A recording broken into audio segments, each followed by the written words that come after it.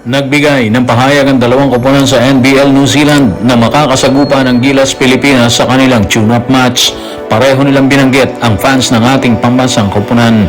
Naniniwala naman si Coach Jude Flabel ng Tall Blacks na magiging maingay at malaking pagdiriwang ang laban nila sa Gilas ngayong July.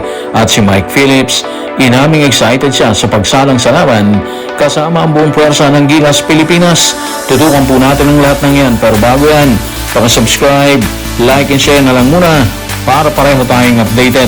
Sa maagang pag-alis ng Gilas Pilipinas, nakatakda nila sa gupain ng Manawatu Jets at Franklin Bulls, dalawa sa professional na kupunan sa New Zealand.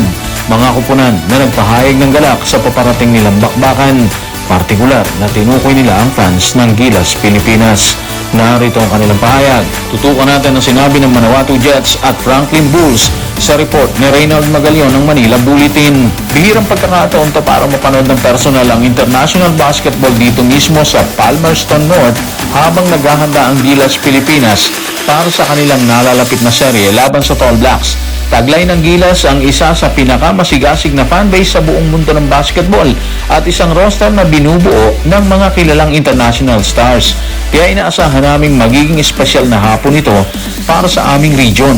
Madalang makakita ng personal ng isang koponan tulad ng Pilipinas, lalo na dito mismo sa aming tahanan sa Stockyard.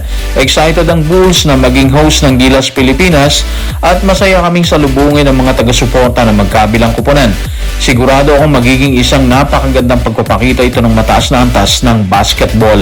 So mga ka-playoffs na rin natin yung sabayan o sunurang pahayag ng Franklin Bulls at ng Manawatu Jets. Masarap sa tenga, di ba? Masarap pakinggan. Hindi lang kasi nila pinuri yung roster ng Pilipinas, kung hindi pati yung mga Filipino fans. Bira nating marinig sa ibang bansa na isang fanbase mismo ang binibigyan din ng mga host team, di ba? Ibig sabihin, kilala na talaga yung mga Pinoy sa walang sawang suporta saan mang sulok ng mundo maglaro yung Gilas Pilipinas. Ang dating tuloy niyan, hindi lang basta tune-up game ang tingin nila sa pagdating ng Gilas Pilipinas. Para sa kanila, malaking basketball event na yan. Alam nilang maraming Pilipino ang nakatira sa New Zealand at siguradong pupunta para manood yan. Kaya kahit exhibition game pa lang yan, parang may FIBA atmosphere na kagad dahil sa dami ng inaasahang Pinoy supporters. Maganda rin ang timing ng mga larong itong mga playoffs laban sa Jets at Bulls bago harapin ng Gilas ang New Zealand Tall Blacks. Hindi lang ito para masubukan ng mga plays at rotation ni Coach Tim Cone. Mahalaga rin itong mga playoffs para masanay yung mga player sa pisikalan ng laro at lalo na sa malamig na klima ng New Zealand. Maliit na bagay para sa iba yung weather, pero malaking adjustment yan para sa mga atletang galing sa tropical na bansa tulad ng Pilipinas.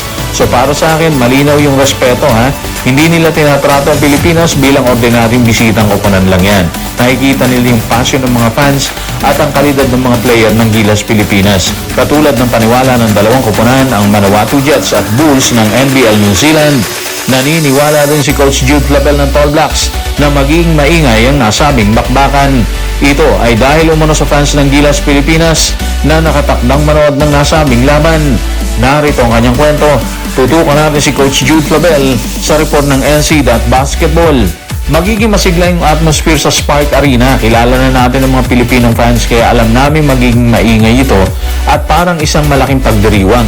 Hindi na ito bago sa amin pero palagi itong isang napakagandang karanasan. So sa tingin naman natin mga playoffs, kaya kumpiyansang nasabi ni Coach Jude Flabel ang mga salitang yon kasi nga naranasan na mismo ng New Zealand Tall Blacks kung paano suportahan ng mga Pilipino fans ang Gilas Pilipinas. Kahit noon pa mga nakaraang FIBA tournaments at mga laro sa ibang bansa, madalas na parang home game ng Pilipinas ang nangyayari dahil sa dami ng Pinoy na nanonood at sumisigaw para sa national team. Ang totoo niyan, hindi na bago sa mga taga New Zealand ang eksenang yan. Kahit nasa Auckland pa yung laban, alam nila na maraming Pilipino ang manggagaling sa iba't ibang bahagi ng New Zealand para panoorin yung laban, di ba? Kaya nga sabi niya, di ba, magiging maingay at parang fiesta ang atmosphere. Hindi ito yabang o pambobola mga playoffs, kundi base na rin sa mga nakita nilang karanasan laban sa Gilas sa mga nakaraang bakbakan nila dyan. Isa pang magandang senyalis to para sa Gilas kasi kahit nasa teritoryo ng Tall Blacks yung laro, malamang na maririnig pa rin ng mga manlalaro ang sigaw ng mga kababayan natin sa loob ng Spark Arena. Malaking bagay yun, lalo na kapag dikitan yung laban at kailangan ng extra energy mula sa crowd, di ba? Pero syempre, ang hamon para sa Gilas is gawing inspiration ng suporta ng fans. Sigurado akong pupunuin ng mga Pilipino ang arena at gagawa ng ingay na parang nasa Maynila lang yung laro, di ba?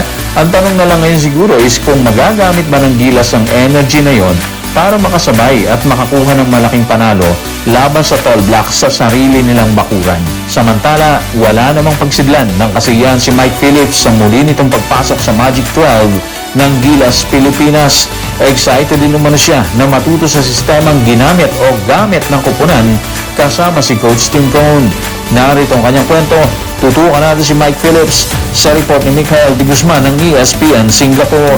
Sobrang saya ko at ang tagal namin itong hinintay kasi SBP has been working so hard. Ma'am Erica B has been working so hard for so many years. Sobrang saya ko na nakasama ko sa Final 12 at excited akong maglaro para sa bayan. Sobrang malaking bagay pero hindi pa gaanong nagsisink in sa akin eh. Kahit sa practices namin ngayon, grabe yung mga veterano at system ni Coach Tim. I am excited na matuto ng maraming bagay. So dito, ramdam mo sa pahayag ni Mike Phillips na parang batang natupad yung pangarap niya, di ba? Hindi naman kasi araw-araw na makakasama ka sa Final 12 ng Gilas Pilipinas. Kaya maiintindihan mo talaga yung sinasabi niya na hindi pa raw nagsisingkin sa kanya yung lahat na nangyayari. Yung respeto, andun din kasi alam niya, ibang level na yung national team kumpara sa nakasanayan niyang competition. So para naman sa akin mga playoffs, isa sa mga dahilan kung bakit siya napili kasi nga sa energy na dala niya sa loob ng court. Kilala si Mike Phillips bilang high flyer, mahusay tumakbo sa fast break, agresibo sa rebounds at hindi takot sa pisikalan. Hindi man siya agad maging pangunahing scorer ng Gilas kasi nga bago pa lang siya. Pero malaking bagay ang kaya niyang ibigay na hustle plays, offensive rebounds at depensa kapag binigyan siya ng pagkakataon ni Coach Tim Cone. Ang tingin ko dito mga playoffs, hindi man agad malaki ang minuto niya laban sa New Zealand at Australia, pwede siyang maging isa sa mga sorpresa ng Gilas Pilipinas. Minsan kasi sa international basketball, hindi lang puntos ang sukatan dyan eh.